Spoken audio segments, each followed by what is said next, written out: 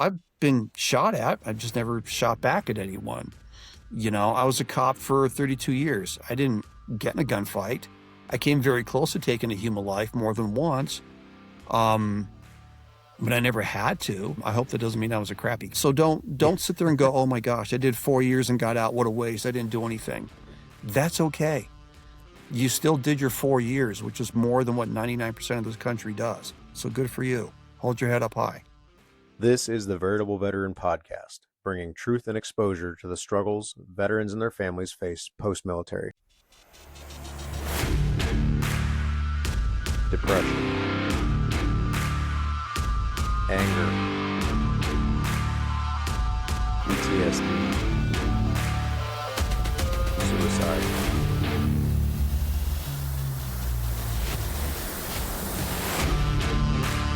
Who am I?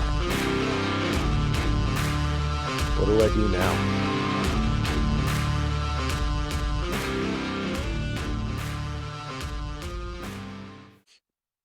Hey guys, welcome back to the Veritable Veteran Podcast. Today we have Tony Camacho, and he is a former Marine. He was active duty for 4 years, did 19 years in the reserves.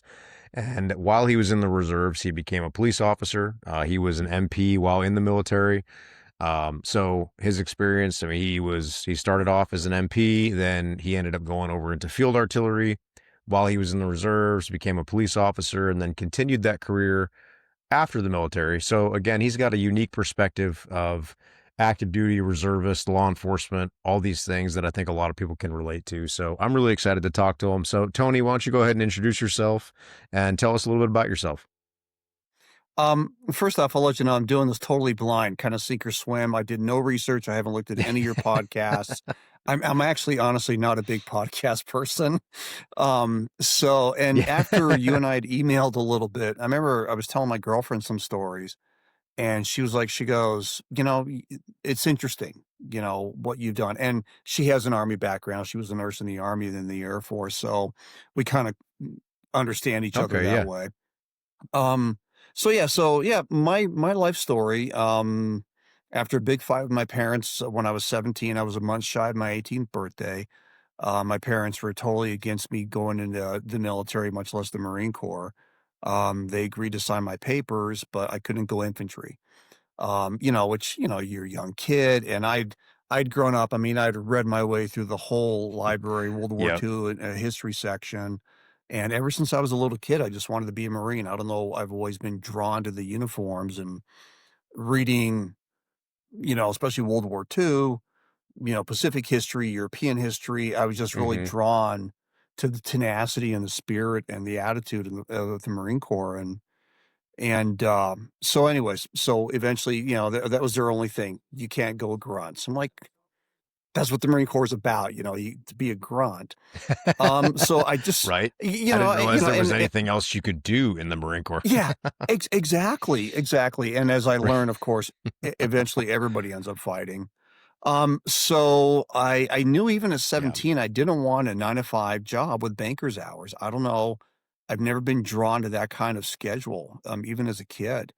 And so my recruiter, whose office I'd been hanging out with for like a year, I knew him. He knew me well. There was one MP slot that opened up. I was like, hey, okay, it's not 9 to 5. Should be interesting. Let's go for it. And I'm sorry, I'm looking at the screen, so I'm looking at you, and it's weird to talk to the camera. I cut the scores, and I know it's weird. I'm doing the same thing. I'm kind of bouncing back and forth. Yeah, I know. So I cut the scores. I got that MP slot, and I was delayed entry for 11 months. And another MP slot didn't come up. And so this was September of 83. Another MP slot didn't come up for RSS Denver, where I live in the Denver area, until the following spring. So that's how few slots they had for Colorado. So I got that. We had to do some math because I had to be 19 at the end of boot camp. So we got a 1984 calendar and sat there and looked, okay, your birthday's here. So you got to graduate this following week. Then we backtracked it, the 12 weeks. Yeah, exactly. Exactly. So I shipped August of 84. I went out to San Diego. 2nd Battalion, yes, Platoon 2081, Senior General Instructor Staff Sergeant Tibbets, who later ended up retiring as a Mustang Lieutenant Colonel as a munitions officer. Um, and from there, came home, did recruiter's aid at 2 weeks leave, recruiter's aid for a month, and then I went down to San Antonio for MP school because at the time in the 80s, we were going to the Air Force's MP school down at Lackland Air Force Base. So I did that, and while I was there in San Antonio, I put in for canine school. Figured, hey, being a dog handler would be something cool to do. I got told no, Hmm. and then like the following week, we had to put in our dream sheets. So I was like, you know what, fuck it, I'm going to Okie. I put down Okinawa as my first choice. I'm like, I'm going to go sooner or later. Might as well get it done when we get it out of the way. And then Right. the following, yeah, so we did our dream sheets. I want to say within the next week, evening formation, our gunny. And so this is the 80s, big deal with the Iran hostages was still very fresh in US history. And we had a gunny Areola. And we used to call him Gunny Ayatollah because all of his mandates, don't do this, don't do that. You know, he can't let us do anything. So yeah, he was Right. Gunny Ayatollah. So anyway, Yeah. so evening Gunny formation one night, Ayatollah. Gunny's, yeah. You know, and I realize now, of course, in the stupidity of youth, Uh, as I matured, I'm like, okay, I understand why we got told no. But so anyways, right. evening formation, and Gunny's like, hey, the OIC for HMX1 security is here.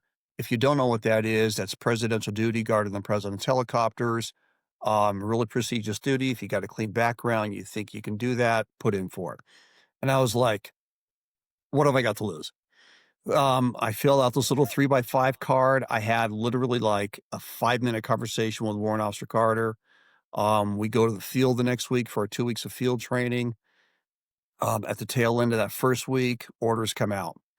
And 3 of us went to HMX1, and 3 other poor saps had their orders delayed a day to find out that they were taking our slots in Okinawa. So March of '85. Yeah, I know. I know. uh, Smith, Bonazza, Schmuckatelli, your orders, we'll find out tomorrow, right. Okie, because the 3 of us that Yeah. went out Oh, of my by the way, class to HMX. Yeah, exactly. Because me, Putt, and Robinson had all put in for Okinawa, and we all 3 got HMX. So I checked into yeah, HMX out in Quantico, the Virginia. needs of the military come first. Yep. Oh yeah, totally. Totally. So yeah, so March of '85, I checked into HMX1. My background took about 9 months to get my security clearance. It was a top secret, Yankee white clearance. And part of that is because my father is actually an immigrant from Ecuador, from Quito, Ecuador, in South America. And now my dad did have a top secret clearance because he used to work at the old Rocky Flats nuclear weapons plant out here outside the Denver area. Oh, wow. But because Yeah. they're doing a presidential clearance, I mean, I was calling my folks going, "Hey, where did we live when I was born? Do we Yeah. have any contact with Yep. neighbors still?" So my background took about 9 months to get done. And I was, doing guard duty, went to the headquarters building to the S4 shop for a couple months at a time to mow lawns and do prisoner escorts so they could do yard work for us and other stuff. And I got my 35 days of mess duty in the scullery. That was awesome. So I got my background, and then yeah, I spent my time at a subunit we had up in DC, and yeah, guarded the helicopters. It was President Reagan's second term, and that's one of those things where you know you see 2 Marines standing at the at the door of the helicopter. One with the wings is always going to be the crew chief, and the other one, if he's got a duty belt on with a sidearm, he's going to be the guard. He's going to be the MP. So that's a very really cool, glamorous position. Hmm.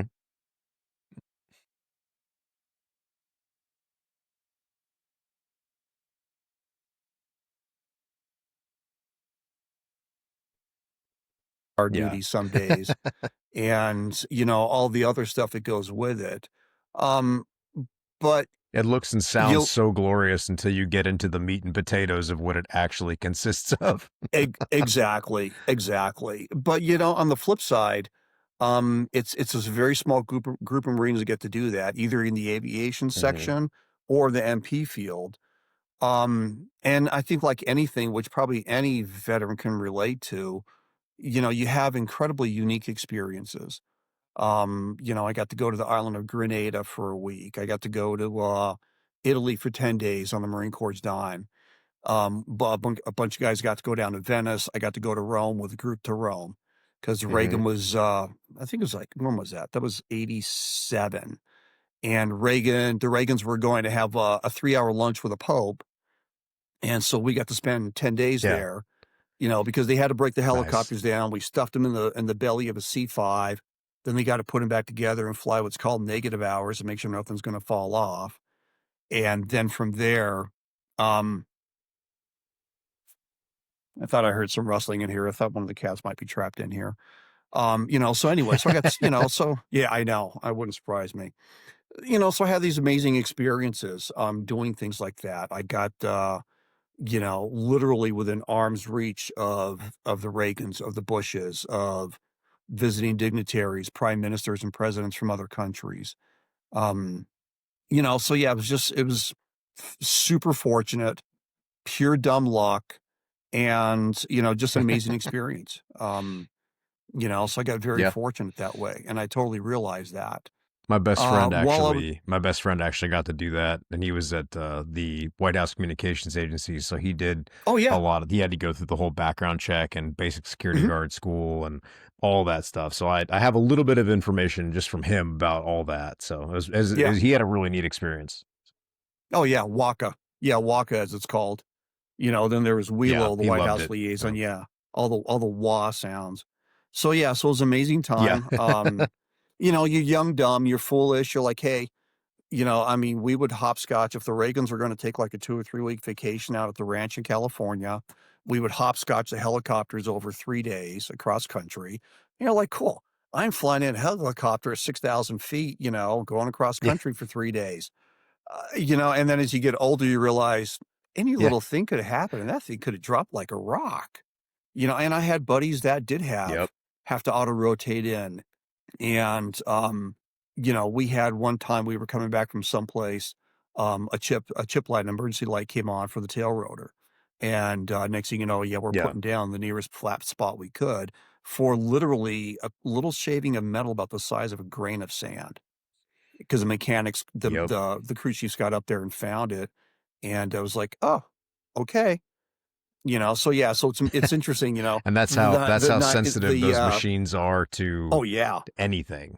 anything, and then, Yeah, how insensitive or unrealistic you are, the naiveness of youth that you're invincible and you're gonna live forever, not realizing yeah, how quickly things can happen. yep. While I had a gunny on active duty who, I think I have a love-hate relationship with. He was good to me in some ways. Um, and oh, can you hear me still? Because you froze up and the computer's telling me it's trying to connect. Yeah. Okay. It's All breaking right. up There a you little go. bit, but yeah. Yeah. So my active duty gunny, like I said, it was kind of a love-hate relationship we had. It sounds better now. Yeah. Um, okay, there we go. He allowed me time to go to night school, take night classes, because at some point I realized, okay, I probably should go to college at some point. And you know what? I can go to the local community college and get my English Comp 101 and History 101 classes done and get all my basic entry level stuff done. So he allowed that time for me because our schedule was Mhm. never set. We always had, you could work a day shift today and work a graveyard shift tomorrow kind of thing. Or we weren't on set Yeah. schedules. But then he was just such a condescending prick in other ways. He was good and bad. And I took the bad and I used that as my example of how not to be. So I did my 4 years at HMX, great time, get out. I'd already got myself enrolled in a police academy at a community college back in the Denver area. And literally within 2 weeks, I started school and I'd gotten myself signed up in the reserves as well. Um, yeah, I don't know how they do their contracts now, but we had a 4x4 as a total of an 8 year commitment. And so I had, another 4 years that I could have continued to drill or not drill. So there was 2 units out at out of Buckley Air Force Base, now Space Force. but there were 2 units out of Buckley. There was an artillery unit, and at the time, it was a ground air support unit, MAX 23. And I'd had enough of aviation, I enjoyed it, and I wanted to be a forward observer, so I went into artillery. The joke kind of on me is that we were an 8-inch self-propelled battery at the time, and I don't know how the Marine Corps does it now, but back then you had general support batteries and direct support batteries. So, like, a direct support battery in the late 1980s would have been towed artillery, and they would support, Alpha Company or, 1st Battalion, 1-5. They would support 1-5 in their maneuver and scheme of operations. A general support battery was division goes, "Hey, this battery here, you're gonna park at this grid square, and you're gonna blow up or try to blow up this bridge at this grid square, and then you're gonna move somewhere else." So general support didn't, by the table of organization, rate a forward observer. So I went to so what I did is they brought me in, I kinda OJT'd as a forward observer, and we had a couple of Vietnam veterans in the unit then who were actual FOs and, used it in combat. They were great teachers. And then I went that spring of '89 after I was done with the police academy, I went and, I went to Fort Sill to become a field artillery crewman and became a gun grape, or cannock or gun bunny. And, so I split my time between the Hill as an FO and working the gun line if Guns Platoon was short-staffed for some reason. So, and we were an 8-inch self-propelled battery.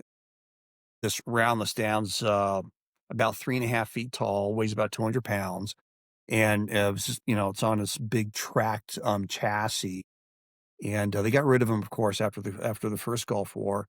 But, yeah, so I learned to shoot that and started going to college full-time. And I got on a job actually at the same community college for their campus police department part-time. And it worked out well because my goal when I got out was to get my degree and go back in the Marine Corps as an officer. Ever since I was a little kid, I just wanted to be a Marine and wanted to make that a career and make that my life. And so I wanted to become an officer. So working part-time, going to school full-time worked out perfect for that idea. So I was going to school and, found out that and I don't know what my obsession with the infantry has always been, but so in Billings, Montana, back, through the '90s into the early 2000s, in Billings, there was a reserve recon company. There was one down in Albuquerque and one up in Billings. And myself and 4 other Marines, a warrant officer, and 3 of us enlisted, we all carpooled every month. I did an inter-unit transfer, and then I started the OJT as a grunt and as a recon Marine up in Billings. And over time, by the end of my year and a half up there, I realized that maybe the high speed, low drag, constant velocity lifestyle wasn't for me. But anyways, so go up to Billings, training up there. I had also enrolled in the platoon leaders course program. And so summer of 1990, I did my first 6 weeks of officers candidate school. I was a sergeant in the reserves by then. And I graduated. I mean, I did well at OCS that first junior session, those first 6 weeks. I was a top 10% grad in my platoon and in my company. So I hoped there was something there. And, I got that done, came back well, actually, while I was at OCS, I remember our day of our Marine Corps history class, the staff sergeant teaching the class was like, "Hey, does anybody remember the country that used to be called Kuwait?" And I was like, "You used to be staff sergeant?" He goes, "Yeah, this guy Saddam Hussein decided that, it shouldn't exist anymore, so he invaded it today." So I was like, "Ah, great." So we get done with OCS. Yeah, I know. I'm Fantastic. like, "Okay. Yes, I know. Amazing." So we get done with OCS and go back home, go back to school, no phone call, no phone call. I'm like, "We're a recon company. They'll probably call us, right?"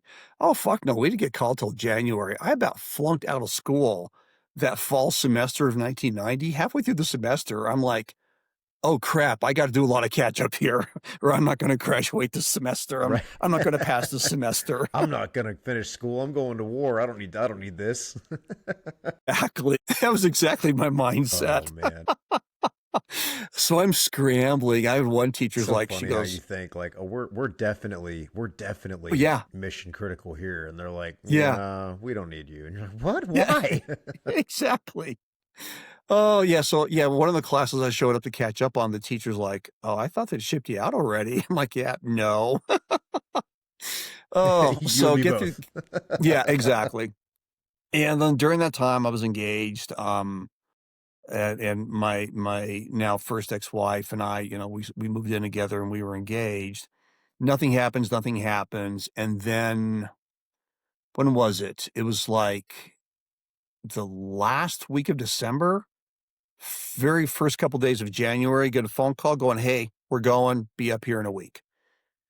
Like, okay. So I did the hurry up. Foolishly, I did the hurry up and get married before you go to war thing and get myself up to Billings. We check in. We go to California. Yeah, I know. I heard that chuckle. I can imagine that laugh on your face.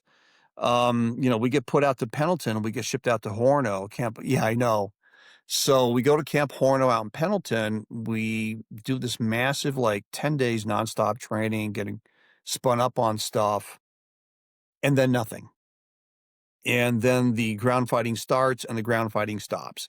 And we were a part of basically the replacement division is what we were a part of. Um, because it was supposed to be the mother of all wars and this major bloodbath, etc. And Right. You were supposed so, to be the ones that went in and actually replaced all the ones that had gotten wiped out and that they brought in the yes, million body bags for and all that. exactly. Exactly. So, of course, nothing happened. So then they're starting to bring guys back. They're like, "Hey, what are we going to do with you guys?" So the next thing you know, we get to move out and go to Camp Wilson and live out there for like about 4 weeks, out in the stumps. And this is back in Camp Wilson. So now, Yeah, when I was did you gonna come? say When did that's you out in come 29 in? Palms. Yeah, Great yeah, times. yeah. Now, when I did you did come in, I Evan? did not come in until 2006. Okay, so by the time you ever made it out to Camp Wilson, you probably had the big Quonset hut things there with the concrete floors for the Yes, housing yeah, and we all did. that. Yeah.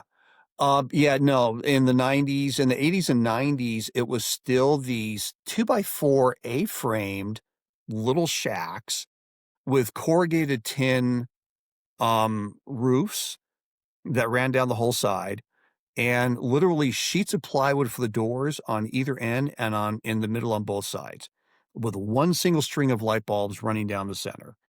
And your cot was in the sand, and that was and that's what we lived in for a month.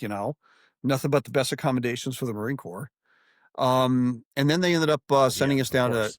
yeah, yeah, naturally, a no-star hotel. Hey, our Marines will love it there. Um, so yeah, then we yeah, I know. So we did a bit of desert training there, and then we went down to, Arizona, did some counter narcotics observation stuff, working with the border patrol, and, then we got sent home. So during that time, and part of it was my fault, and I get that, I wasn't proactive enough, and kind of really none of us were, with our training, with other things we could do. We did a lot of sitting around doing nothing, and I kind of let myself down in not doing a better job, I think, of being a better Marine or a better leader. And so I came home, I was kind of pissy. The ex-wife didn't deal with the mobilization and the deployment well. And this is we were in the States. And so I was like, "You know what? Yeah, maybe, she's probably not gonna do well, me being on active duty and being on ship for 6 months," or whatever the case may be, wherever I end up being. So what I ended up doing is I dropped out of the PLC program and dropped out of college and then got on full-time as a cop. And, then about a year into that, I ended up getting divorced, and I started going back to school to finish college the hard way, working full time and going to school part time. But then during that time, I had also gotten out of the reserves. I transferred over to what's the IRR, the inactive ready reserve. And so once my divorce was done, I'm like, I'm getting back in. I felt like I'd quit. because my contract hadn't ended. I just kind of like withdrew. And I kind of, it always bugged me that I was like, yeah, I got out. I was in the Marines and I didn't like ride my contract out all the way. I just kind of quit. That's how it felt to me. And so once, like Right. I said, once the divorce was done, thank God my contract had not expired because the Marine Corps, especially the reserves, if your contract expires, I mean, you're dead to the core. They're brutal on that. We eat our own that way so bad.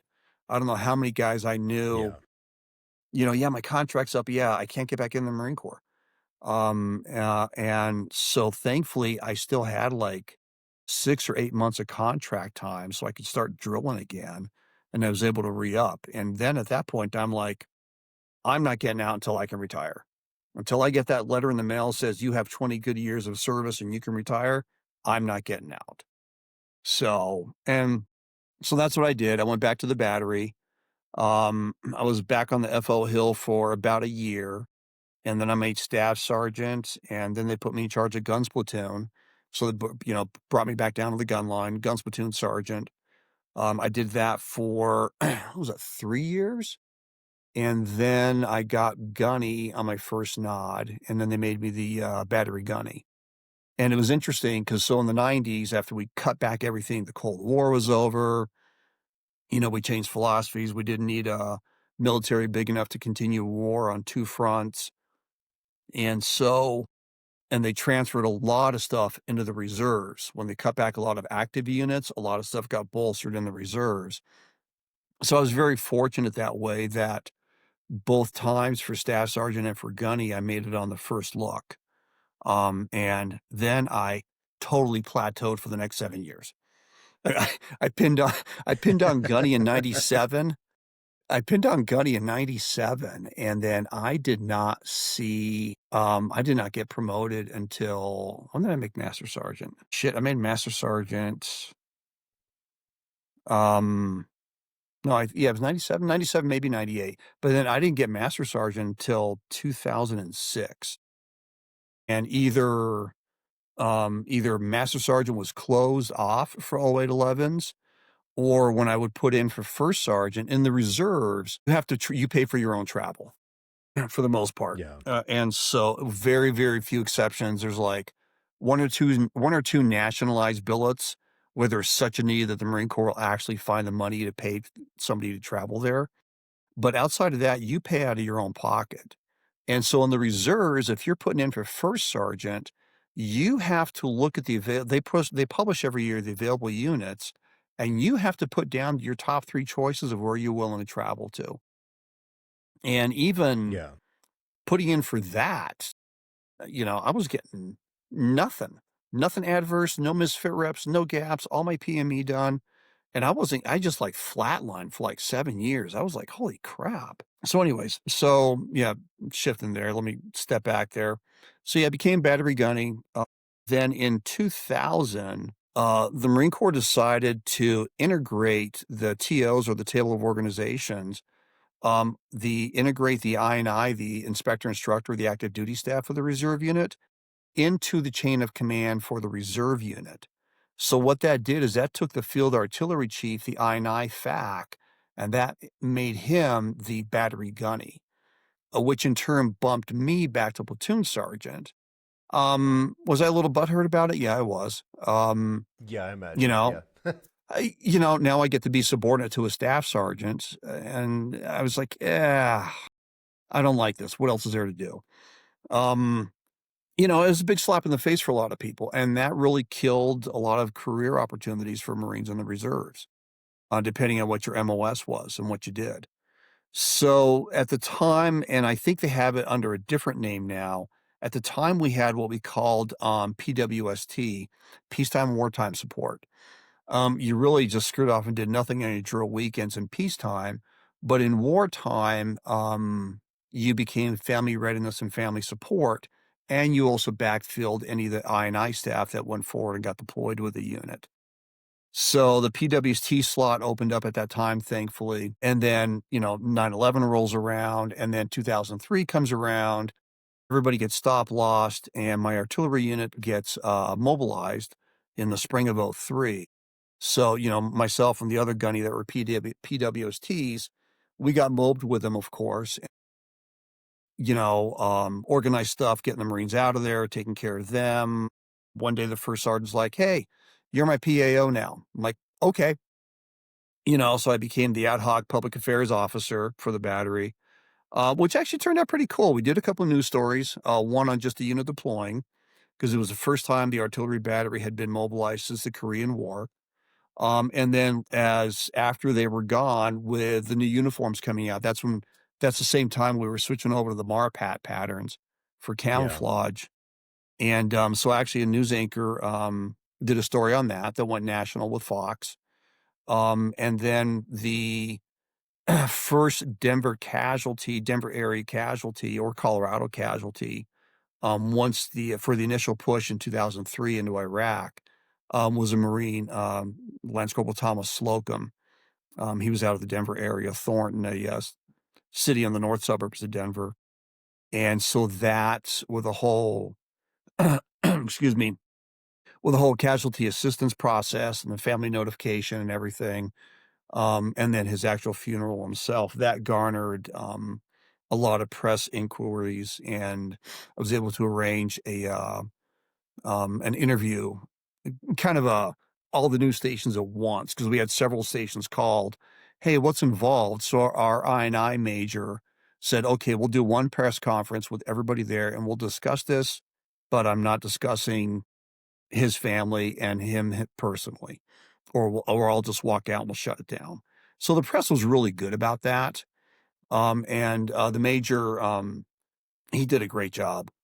And, it was interesting. One of the questions he got asked was, is it difficult? How difficult is it? And to see this Marine who had been a prior enlisted and gone off and gotten his commission, and he sat there and he goes, I'll admit, he goes, I've shed some tears at night. And, I thought that was a very, touching human side. A lot of people don't see about, us jarheads at times. Um, so my mobilization goes through. I get done the fall of '03. The artillery battery went actually as a mortuary affairs unit. They didn't actually go as a gun battery.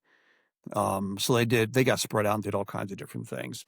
So anyways, so I get demobbed like September of '03. I did a job interview. There's another component in the reserves. So you got basically three components in the reserve: selected Marine Corps Reserve, your traditional reservists, 1 week in a month, 2 weeks every summer, and any wars they deem necessary to call you up for. The IRR component, the inactive ready reserve, you're just a name on a list. And if you want to do a whole career in the IRR and just do MCIs and call up the Marines about 3 times a year, going, hey, what do you have for the next 2 weeks that I can do? You can do a whole career just doing that, surprisingly Hmm. enough. And then you have the That's interesting. IMA. I did Oh, not yeah, know I that. know. It's really surprising. And then you have the IMA, which all the branches have an IMA reserve component. And in the Marine Corps, it's called the Individual Marine Augmentee. And that's one of those where, oh, you live in this area, you might not have this MOS, but we're going to attach you to this unit. Or, you have something a little different to do, but we're going to make you an IMA unit or an IMA Marine. So there's this little segment, little known, little known job, both on active duty and the reserves, is being the military advisor to Navy Seabees. Every Seabee battalion rates one Marine advisor for all their military skills. So on active duty, you have to be a gunny, and turns out you need to be in the reserves as well.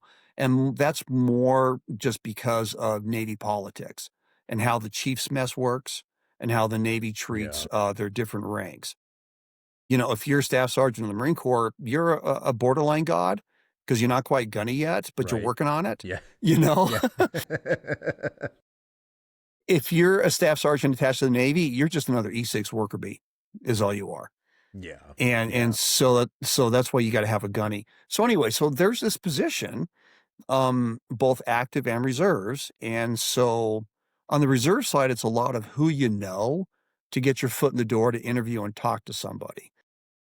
And there had been like three other guys from the artillery battery that had gone off to this IMA detachment to be advisors to the Seabees, either at the battalion level or in communications at the regimental level.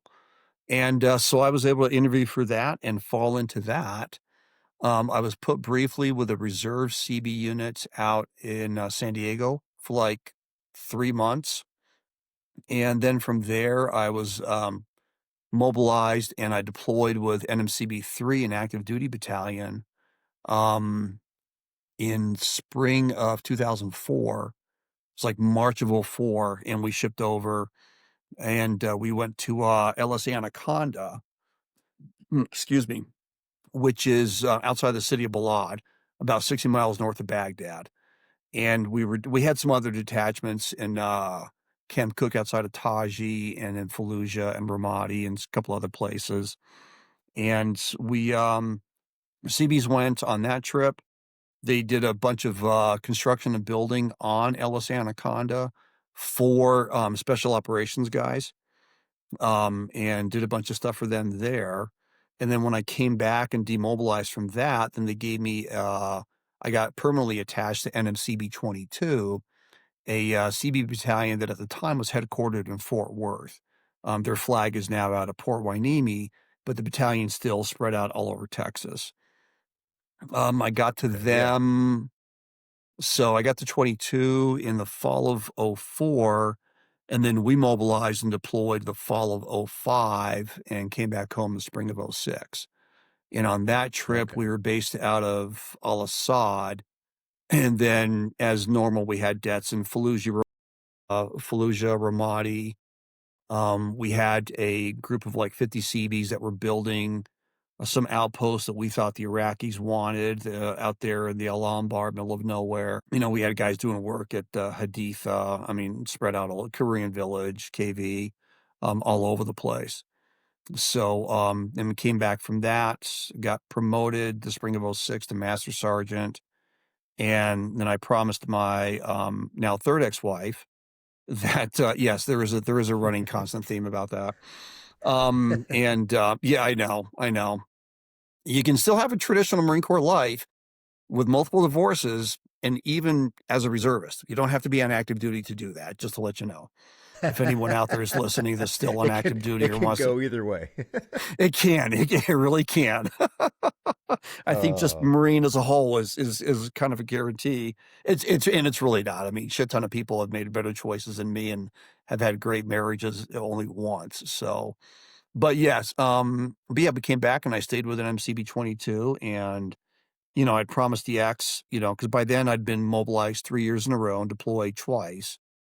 And so I told the ex, give me my 2 years. I can refuse any deployments and mobilizations. Give me 2 years so I can just retire with a rank and I'll call it quits. And by then I was getting tired. By then at that point, I had, especially building up to the deployment with 22, I was drilling 2 to 3 weekends a month. So 2 to 3 weekends a month, I was flying to, one weekend was always at headquarters and the other two was flying to one of our detachments. The battalion had 9 detachments, and, doing training, getting ready to go, convoys, rifle ranges, land nav comm, fill in the blank here. yeah. And so, I Well, wasn't and that's never going to since tell that's them a reserve unit, that's only on the weekends that you're doing that, right? So I mean, it's like you've correct. got 1 or 2 days to do all that stuff, as opposed to Yeah, an active duty unit. They can go out there and do it all week long. exactly. Exactly. But then on the flip side, during that time, I was probably spending on average 3 to 4 hours a day on Marine Corps stuff in between drills, just reading stuff, researching, orders, whatever, phone calls, whatever the case may be. But I mean, there was probably, I was realistically, we're doing Marine Corps work 6, 7 days a week sometimes. And the more rank and responsibility you get, the more work becomes. Um, and that's okay. I got no complaints with that. We had, 2 good deployments. I had 2 good deployments. I was very fortunate. Didn't lose anybody in either one. Couple close calls, but nothing major, thankfully. And, so yeah, then, came back. I did my 2 more years, and then I retired, March 29th of 2008 after 23 and a half years. Yeah.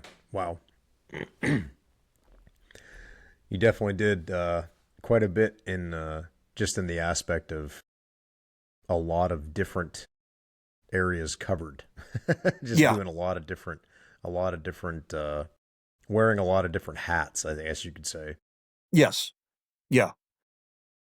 I have to laugh because one of your reels recently about the pecker checker, when I was Yeah. mobilized in 2003, hey, guess who got to go to pecker checker school out in Pendleton for a week, you know? Right? Yeah. Oh, yay. I'm so happy.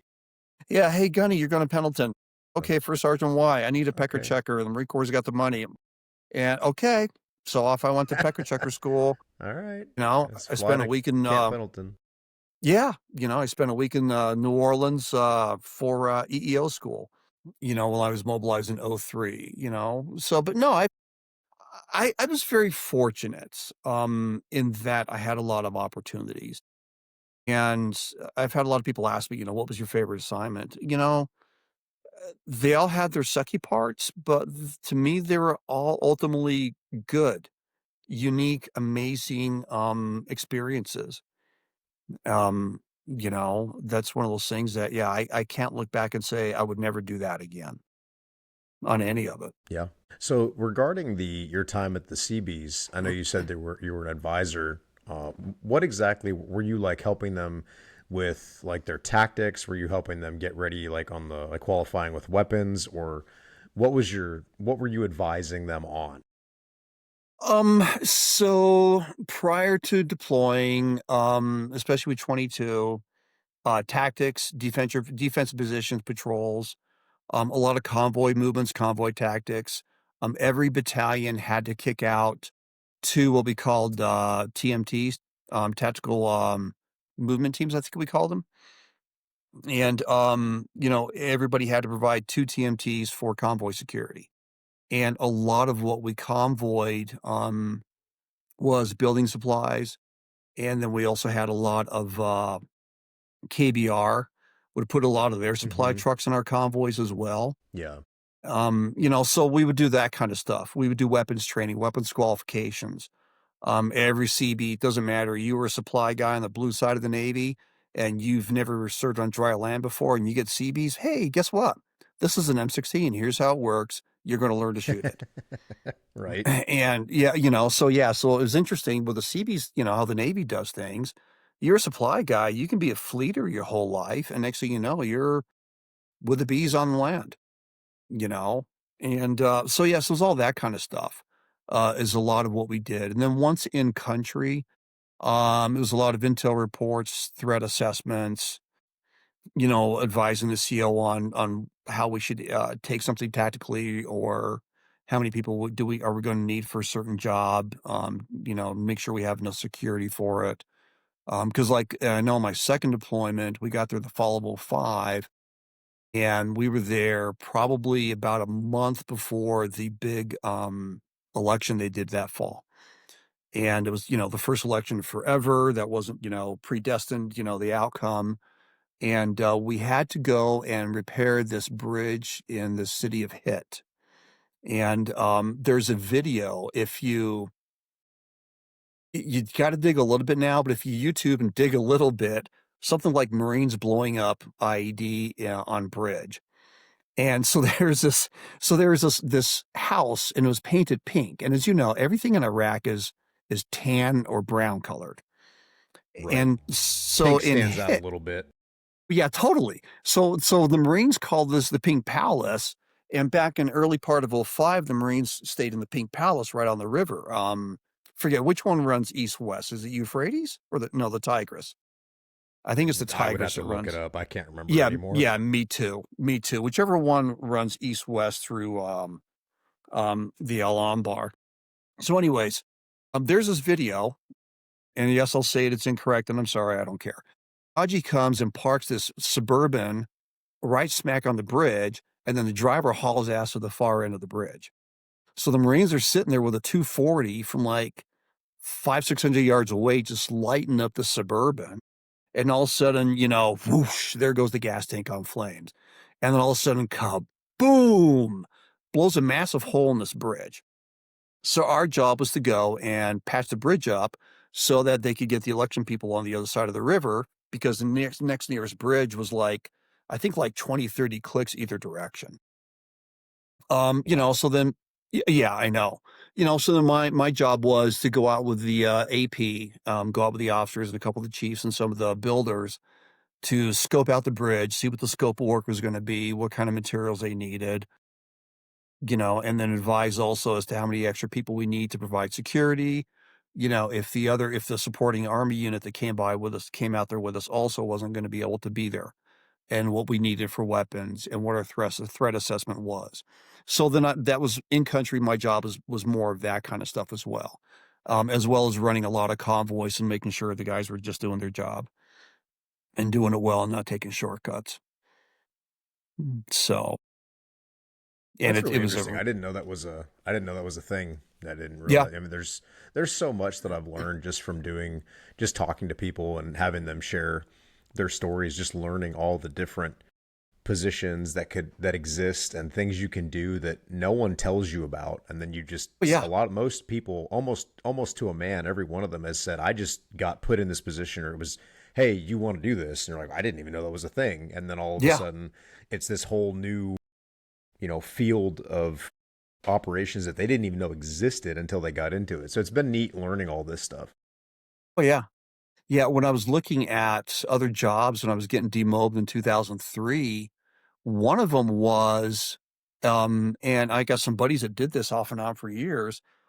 You go and you end up getting, and this is all reserves that do this. You mobilize for a month, and there's a Westpac going, and they're going to go do training in the country of the island of Binga Binga. So you are the AP. You get there, you set up all the AP shit. You arrange all the buses to meet them at the ship dock, to take them to the training area. You get all that coordinated. You make sure they have plenty of food and stuff.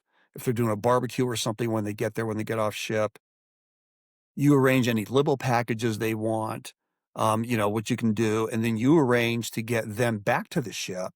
So you bust your butt for a week, do nothing for 2 weeks, bust your butt for a week at the end of their training cycle, get them back on the ship, pay all the bills, and then you go home.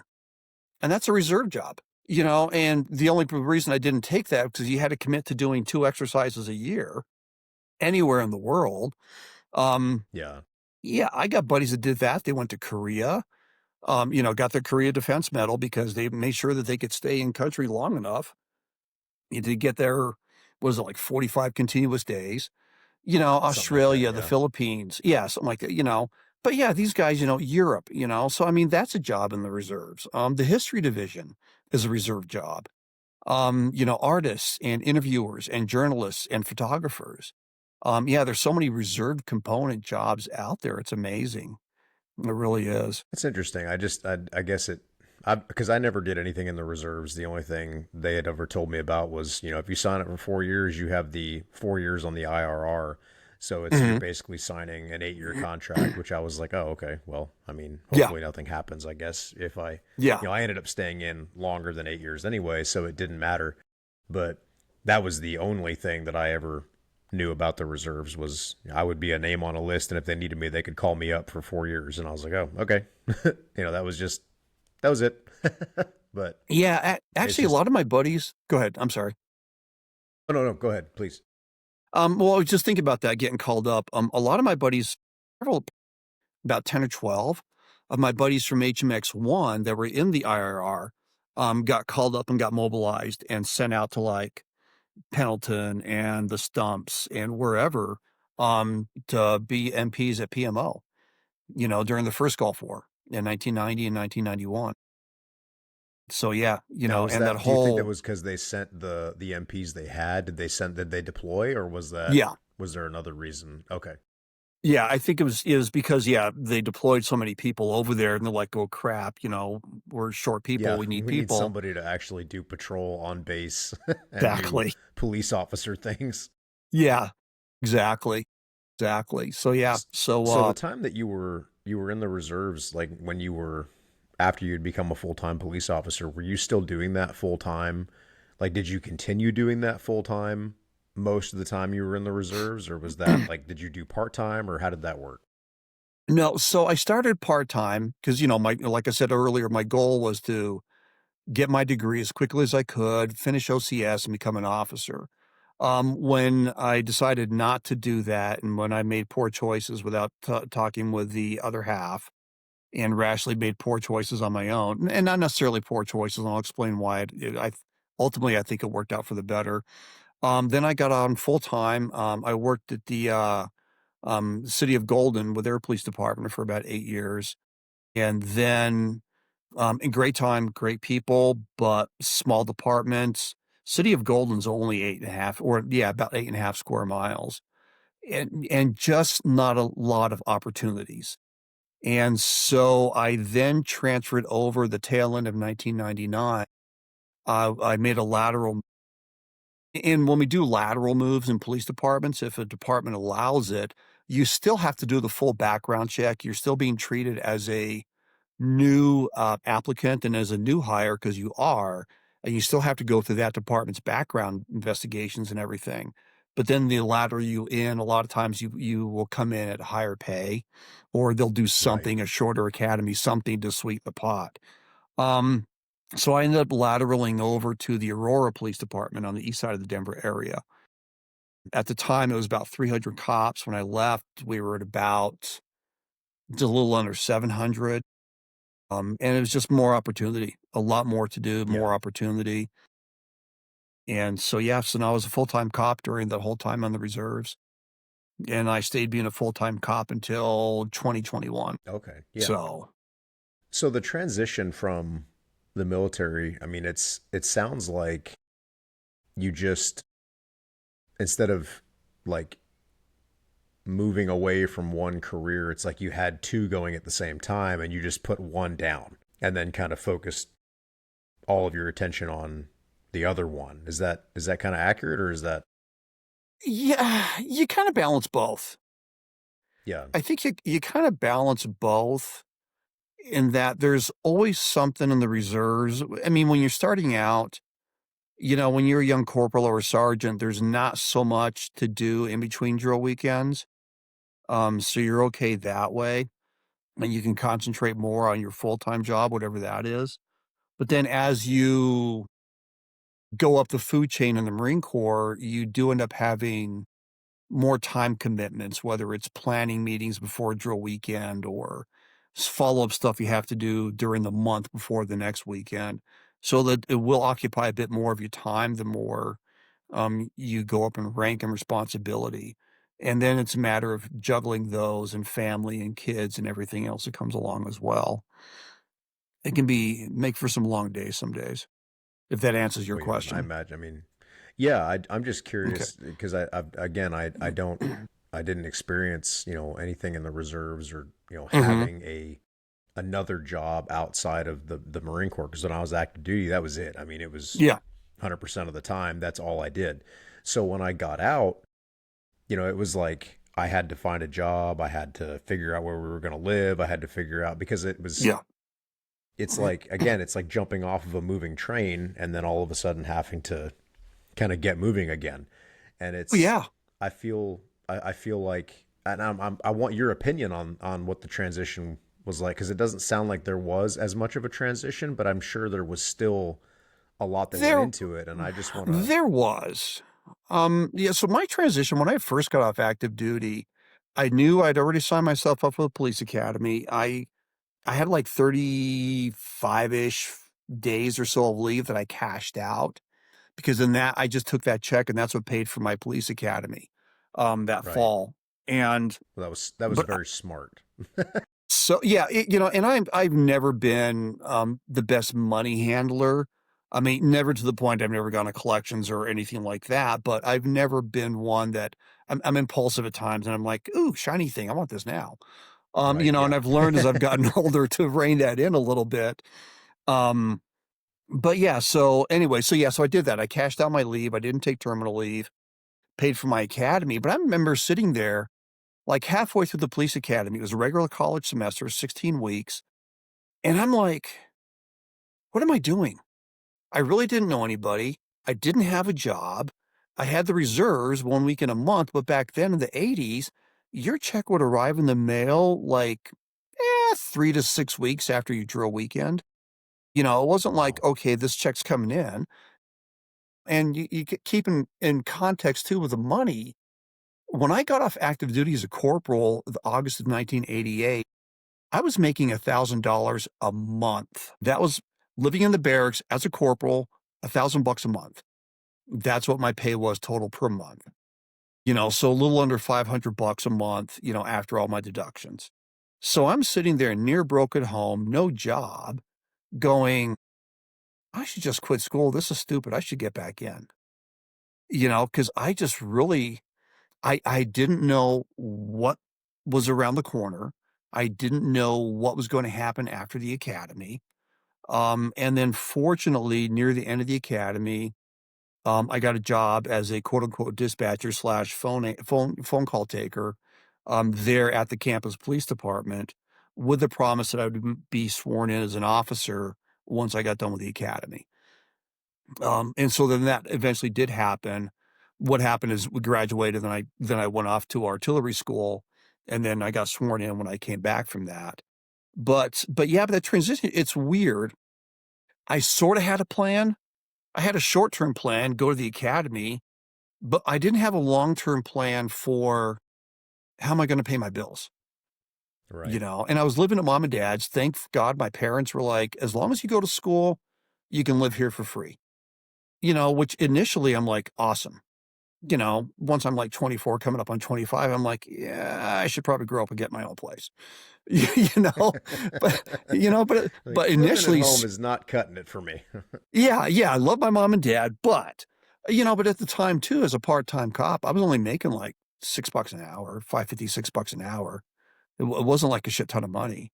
Um, so yeah, so I had a short-term plan.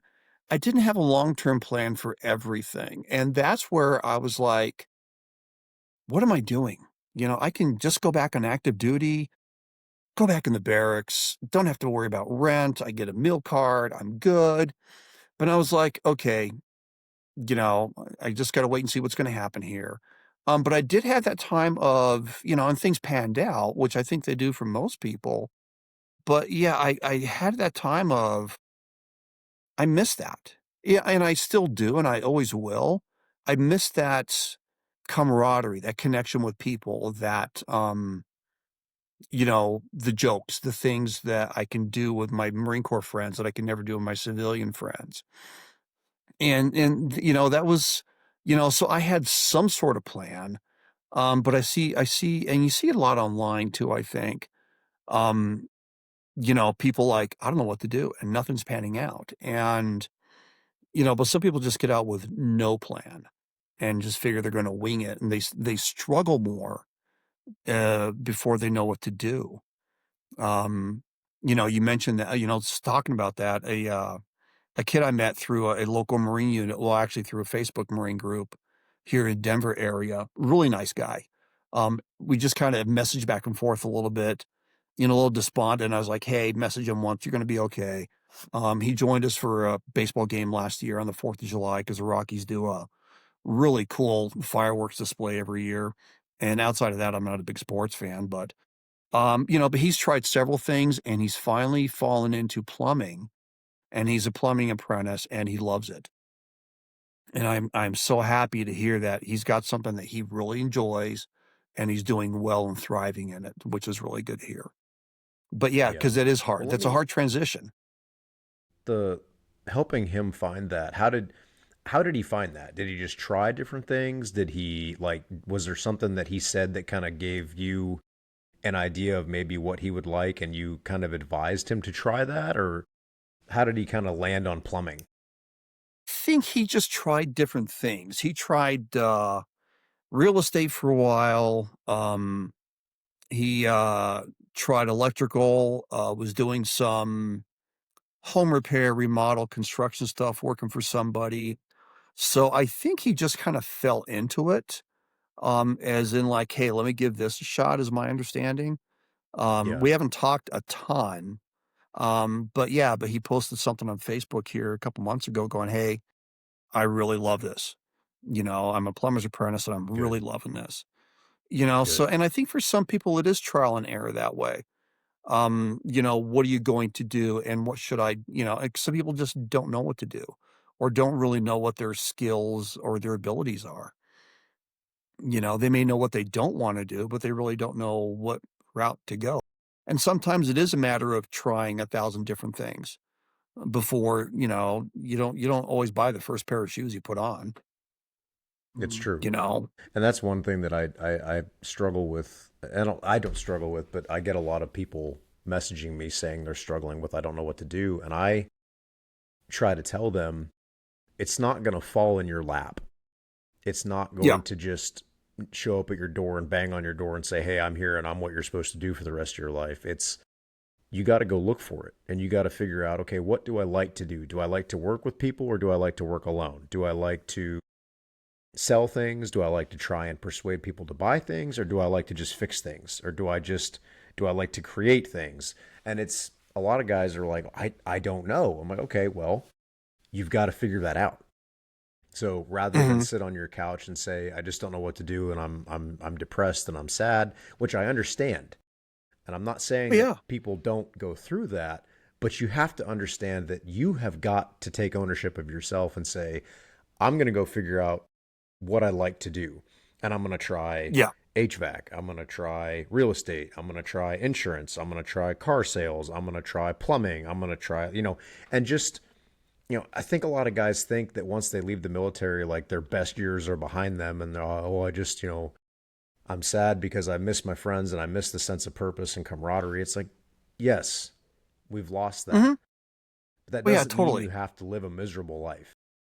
It's No. you've got these great memories and you've got this strong foundation to jump off of, but a lot of people just want to sit there and reminisce on it. And that's, I'm constantly talking to people and I'm like, you guys have we've got to I understand that that was a really good time in your life, but it's not the end of your life. That was the beginning or just a portion of your life. And we can use that to move forward and move on because those skills that you got in the military, you don't really get in a lot of other places. You can find them in other places, but not as commonly.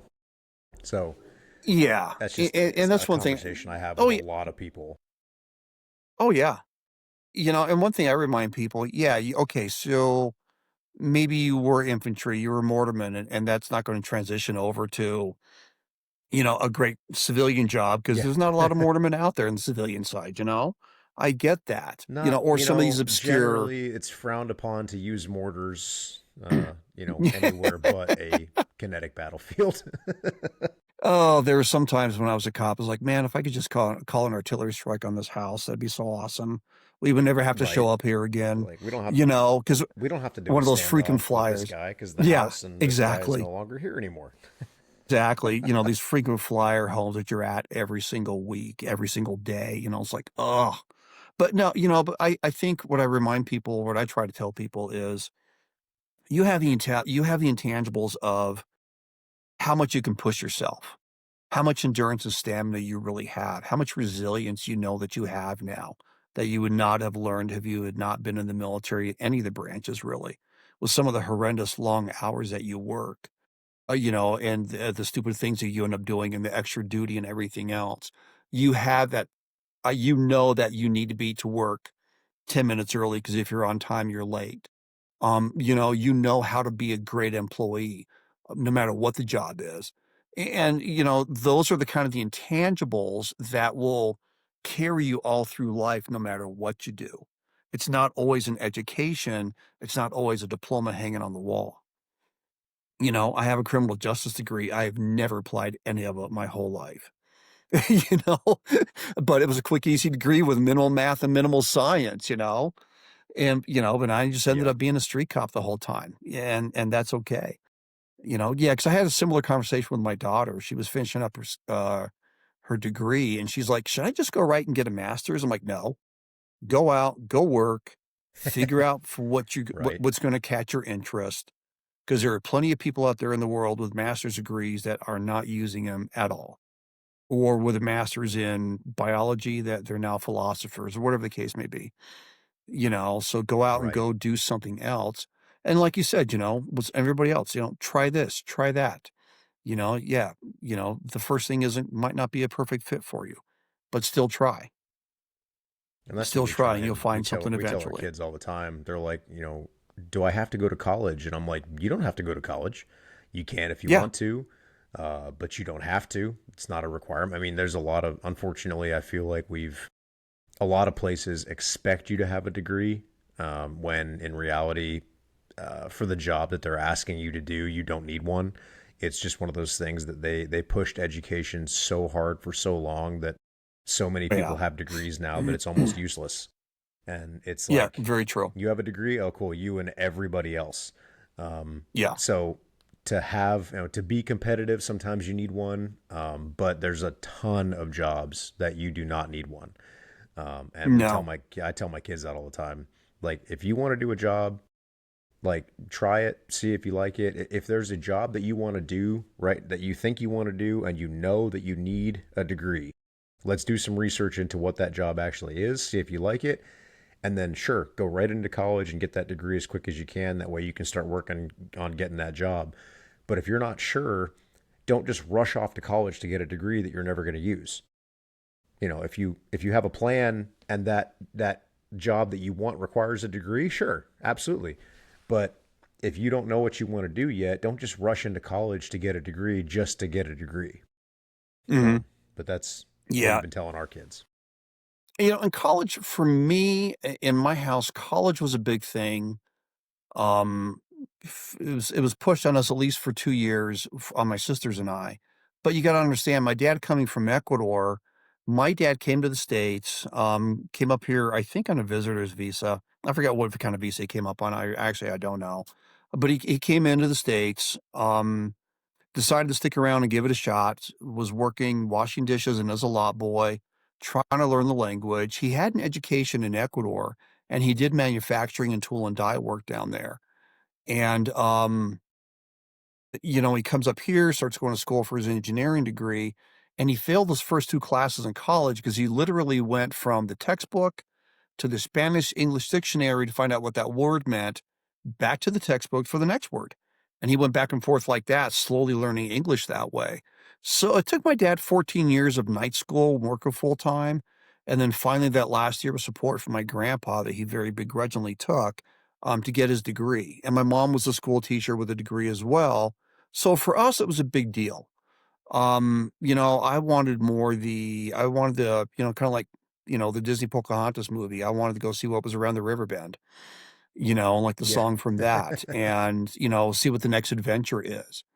And I just knew me, if I would have gone to college right out of high school, I would have drank away and flunked out my first semester and enlisted anyways. And I didn't Right. want to go through that sham. Yeah. And I Yeah. didn't want to go through that sham and waste my mom and dad's money because they were willing to pay for junior college. So, yeah, and then my criminal justice degree was for me, it was once I learned that the Marine Corps doesn't care what your degree's in to be an officer, they could be basket weaving. I was like, well, shit, okay, what has the least amount of math and science? And I mean, the topic to me is interesting, but yeah, yeah, you don't always need that degree. You don't have to rush off to college, whether it's working, whether it's enlisting, whether it's working a regular job, you know. But yeah, you have a lot of intangibles if you do enlist that you learn that you won't, I think, get anywhere else. Yeah, I wholeheartedly agree, and that's a lot of people take those skills for granted, and they're like, "Well, I didn't learn anything, and I have no transferable skills." And I'm like, "That Yeah. is absolutely not true." And just Yeah. because you have an employer that may not value those skills, the only reason they don't value them is because they don't understand them. Because you can Exactly. take two people, one person that went to college and one person that was in the military, and if both people apply what they've learned, the person that was in the military is probably going to perform better simply because of, Yeah. showing up early, being in proper uniform, having a, proper hygienic appearance, Mhm. understanding the respect for the authority of the person in charge.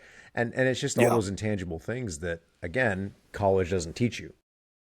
No.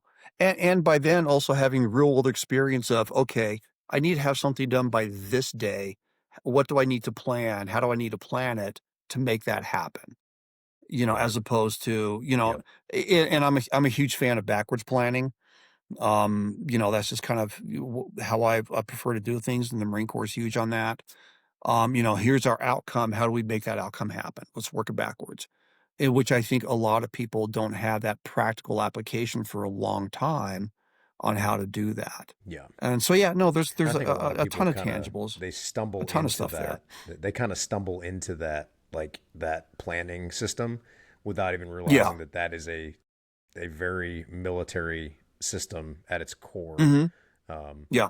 and the military could have stolen that from somebody else. I don't know, but I just know that's where I learned it, and that's it's a very useful tool that the military has used to a great benefit.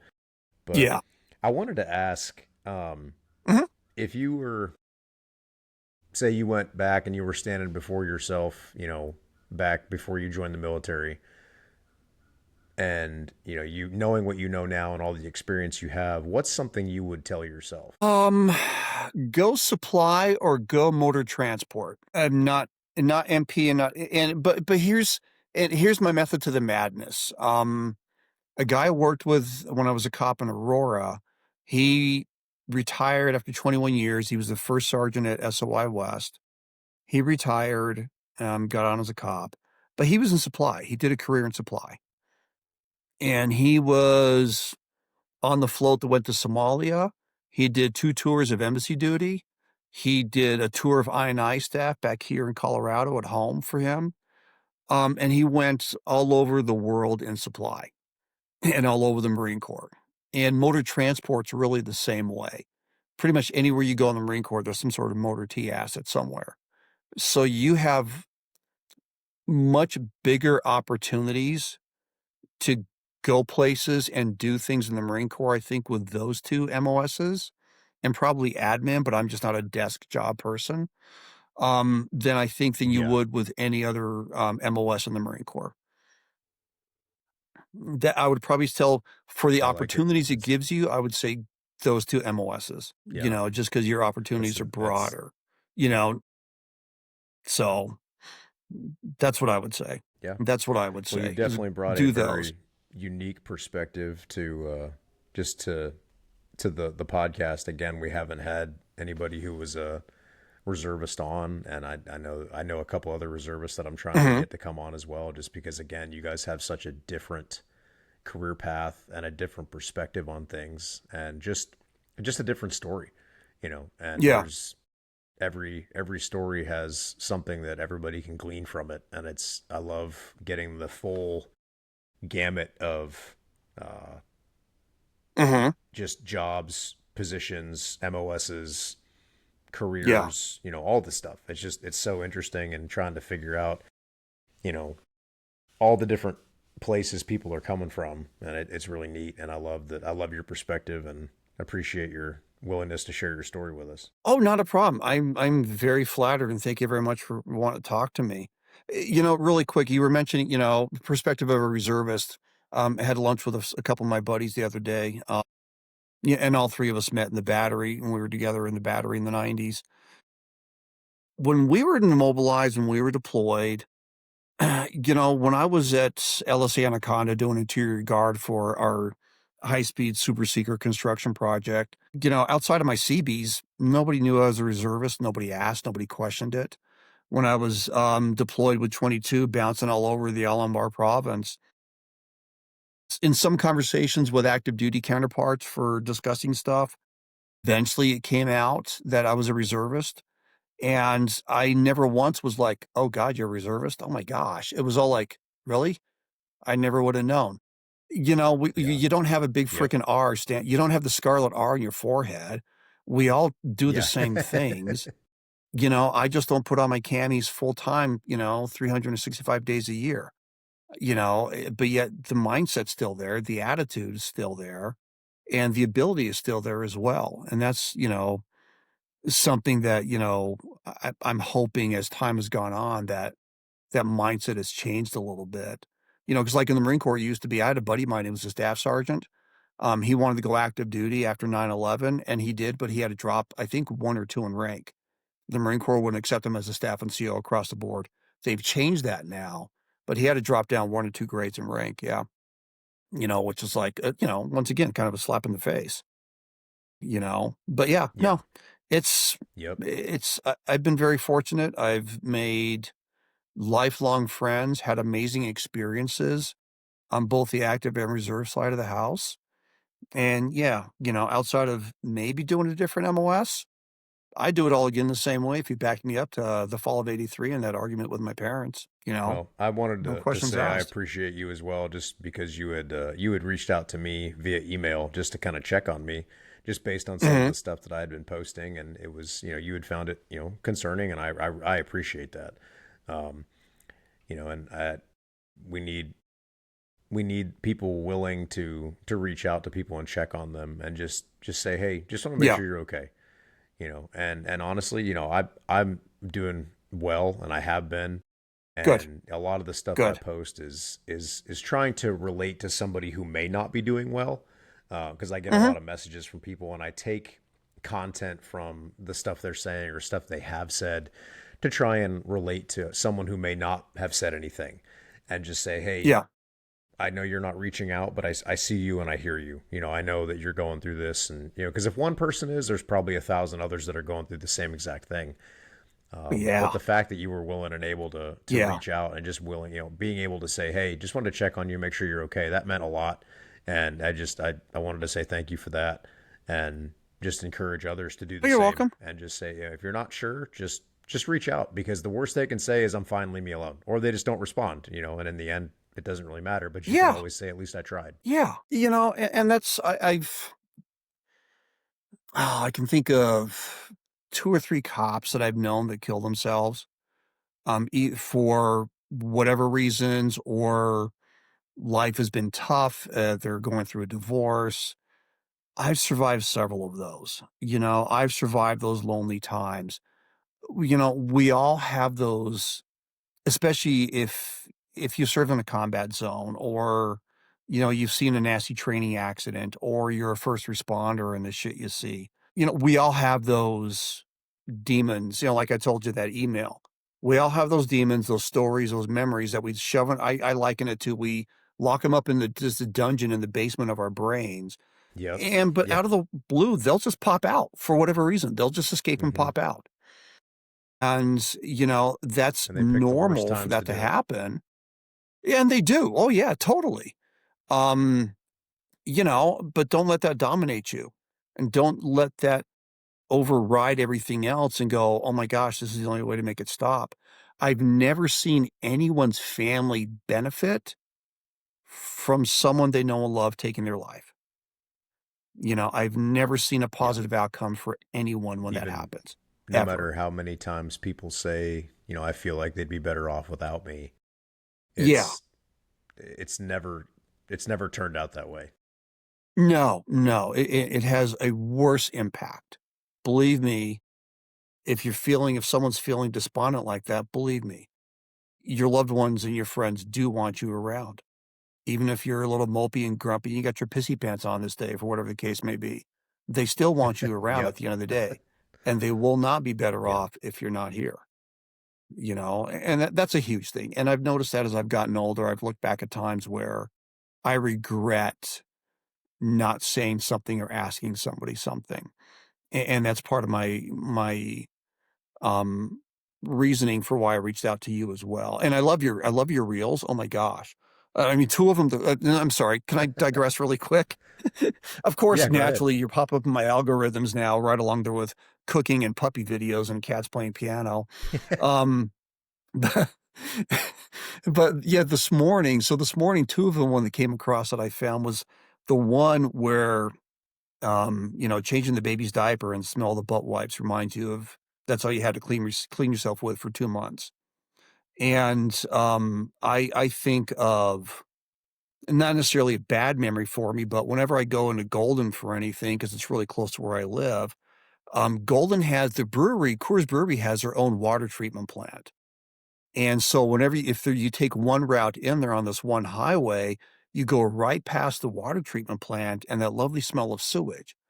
And I remember one Yeah. time that my daughter and I were going out there and I was like, "Oh, that smells like Iraq." She goes, "What do you mean?" I'm like, "Whenever you went on a convoy, the last thing you would smell leaving the fob was the ship pond outside the gate, outside the ECP. And of Yeah. course, the first thing you Yep. smelled coming in off the off your convoy was the ship Yeah. pond, you know? So, Like, you there know, it it's funny how is. smell yep, there it is. And then the other one I saw this morning was the one of, you know, all that where you've got the background song of all that work and what did it get me? And it's the veteran going, "Well, I did my 4 years and it was peacetime, no combat action, no this, no that." You know, no one knows. You know, my buddy I was telling you about that was the supply guy. He's on a float, and next thing you know, he's in Somalia getting shot at. You Yeah. know, you never Yep. know. You know, the Marines that went to Bosnia. You know, the Marines at the last minute, "Hey, at the last minute, guys, you're gonna invade Panama." Or in the '80s, "Hey, you're gonna go invade Grenada now." You know, you never know. So don't, you know, if you do one and done like 90% of Marines do, you did your job. You didn't get in trouble, you didn't create problems, you bettered yourself, then there's no regrets. A combat action is not a sign of courage. You know, Right. I don't have a It car. means you My got first 6 shot at and months. shot back. Yeah, That's it. exactly, exactly. And my first deployment, I was on a base where we got indirect fire almost every day. And it wasn't like it was all going to the headquarters building. It was like, hey, as long as they can lob it inside the fence line, they don't care. You know, you know, heard the mortar tubes, you know, throw out their rounds at us, and I've heard them impact, and I've felt the concussions, and I saw my buddies go up in an IED, which thank God was triggered 3 feet too soon. So they had some TBI, but that was it. Not that that's minor, but yeah, so I've been shot at. I've just never shot back at anyone. You know, I was a cop for 32 years. I didn't get in a gunfight. I came very close to taking a human life more than once, um, but I never had to. I hope that doesn't mean I was a crappy cop, you know? So Yeah. don't sit there and go, "Oh my gosh, I did 4 years and got out. What a waste. I didn't do anything." That's okay. You still did your 4 years, which is more than what 99% of this country does. So good for you. Hold your head up high. Yeah. That's very, very solid advice because there's a lot of people that contact me and they say, I just feel like I didn't do enough or I didn't do anything. And I'm constantly telling people, you signed up, you gave that Yeah, blank check to the American government, to the American people, and you said, okay, I'm ready and willing to go. And just because they yeah, didn't happen to cash it while you were there doesn't mean that you still weren't willing and you wouldn't have had the call come. exactly, And I exactly. get it because it's frustrating. I wish I could have done more. And I did get, I Mhm. did deploy, I did see combat, I did get to lead men in combat and things like that, which people say that, Yeah. you know, they feel like that would have been the answer. And it's like, it's not. I'm here to tell you right now, No, it's not. Because I did that. no. And I still sit there and think I didn't do enough or I didn't get to do all that I wanted to. And there's always going to be something more that you wanted to do or could have done. But to sit there and say that you don't deserve, you know, something because you didn't do Yeah. a certain thing, that's it's not true. But No, it's that not. that's a prevailing thought and attitude amongst a lot of veterans that I wish we could kind of squash and just, you know, because again, you don't need to run around and brag about all that you did or, you know, say, oh, I did, I'm such a badass because I did this, that, or whatever. You don't need to do that either. It's just being that humble professional and say, yeah, you know, I'm a veteran. I served and being proud of that, being proud that you were willing to serve regardless of what you did or Well, didn't yeah. do. Yeah, totally. You know, that kind of opens up a slight door, I think. I'd mentioned earlier I ended up not getting a commission. I think that worked out for the better. Once I became a battery gunny, and then afterwards, like when my artillery battery was getting mobilized and I had to stay home, you know, I had a Marine come up to me and go, "Hey, Gunny, can you help me with this?" And he had some issues and grew up not really knowing his dad and found out his dad passed away, but he knew about their family and wanted me to go with him, to go meet them, which they are agreeable to do. And then another time, a Marine of mine was, had some strong issues with a bottle and checked himself into rehab. He's like, "I got limited phone calls. Can I call you once a month?" I'm like, "Fuck yeah. You can call me. No problems at all." And I realize now, had I been an officer, um, and even after I got out, Marines, "Hey, I really need help with this." I think had I been an officer, I would never have been able to have those same connections with my Marines and been able to, thankfully, have these men trust me enough with a personal problem like that, with a personal issue. Um, and that's something else. So I think, and I think the way I can hopefully tie that back into, you did your one and done. Okay, you didn't see any action. That's okay. A, you got to do cool stuff. B, maybe you're able to help somebody out. Maybe you didn't know it. Maybe you never will. Maybe you were actually able to have a positive influence on somebody and you did know it. Then great. You did your job. You did your job way better than taking somebody in a combat zone and hoping that everything works out just perfect so that everybody comes back, Yeah. which it never does. Yep. There are way more intangible things than a bunch of fruit salad hanging off your chest, Yeah. Yep. Yep. So yeah. Well, So you didn't get a car, you didn't deploy. Okay, so what? You made friends. Hopefully you had a great time. Hopefully you were able to have a positive influence on somebody or help somebody, whether you know it or not. Once again, hold your head high. yep. I agree. And I appreciate you saying that because that's, not enough people say it and everybody needs to hear it. Even I have to hear it once in a while because I get down on Yeah, myself and yeah. it's good hearing it for me too. So, but I've really enjoyed our conversation today. It was really enlightening to me. I learned a lot and I hope that everybody that's listening to it learns and, they can take some knowledge with them because I am. So, I hope so. Evan, thank you so much. I never dreamed of ever doing this in a million years. And yeah, thanks. Thanks for yeah, hearing me out and absolutely. the ramblings of an aging man here as I creep up on 60 in another month. And, yeah, I really appreciate it. Thank you. This has been a lot of fun for me. I really thank you very much. Absolutely. I'm really glad you agreed to come on, and maybe we'll have you on again sometime. We can have some more. You can tell some more stories because again, I mean, you can't be in the military for 20 years and be a cop for 30 years and not have some pretty wild stories to tell. So I'm sure you've even got more stories that could entertain some people. You know, my girlfriend was telling me that the other day, and I told her a few things and a few memories I've had over the years about stuff. I don't remember a lot of funny stories, especially about being a cop. Yeah, For whatever reason, being a cop, the tragic ones stick with me the most. I don't know why. Not a lot of funny ones, for me. And I mean, so I have stories. I mean, you know, we can always give it a try if you want to someday if you're desperate for guests. But, yeah. yeah, I mean, the stories are definitely there. There's definitely memories there. That's for sure. Well, again, I really appreciate you coming on, and I know it'll definitely help some people, and I know there's people that can relate to it. So the more stories we tell, the more people can feel less alone. So I appreciate you It's being true. willing to come on and talk with us and share your story. Thank you. Thank you so much. Well, guys, this is going to be we're going to go ahead and wrap this one up. But again, if you want to be on the podcast, just go over to thevertitableveteran.com and fill out the podcast guest form, and you can come on and share your story as well. And again, don't ever feel like you don't have a story to tell just because you didn't do something crazy or, some wild whatever you want to, some crazy war story. You don't need to have, all these crazy stories to come on and actually have a story to tell. So don't feel less than someone because they have a cool story and, you don't.